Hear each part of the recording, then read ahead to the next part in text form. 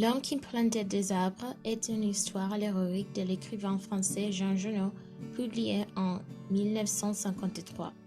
Il raconte l'histoire des forces d'une vergère pour transformer une vallée désolée au pied des Alpes, près de la Provence, en forêt pendant la première moitié du XIIe siècle.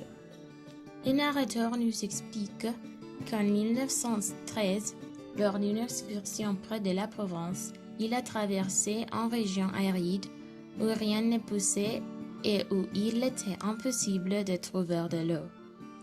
Les villages abandonnés montraient que des hommes vivaient autrefois dans la région, mais il ne restait d'eau que les ruines de leurs maisons.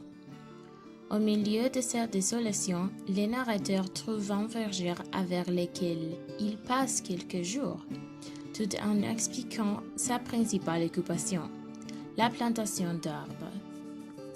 Le verger ne savait pas à qui appartenait la terre qu'il avait plantée, mais il comprenait que la terre était en train de mourir par manque d'arbres.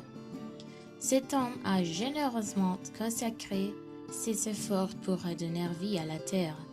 Après la Première Guerre mondiale, le narrateur est retourné dans ces lieux.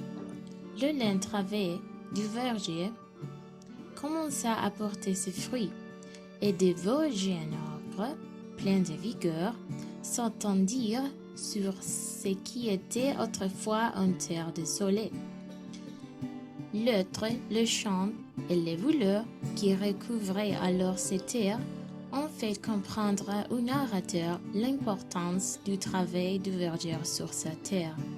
Le narrateur est retourné une troisième fois dans la région, à la fin de la Seconde Guerre mondiale. Ce qu'il avoue l'a assez surpris. Que pensez-vous qu'il se soit passé? La terre aurait-elle été préservée ou aurait-elle succombé aux ravages de la guerre? La réponse se trouve dans les livres. Courez les lire!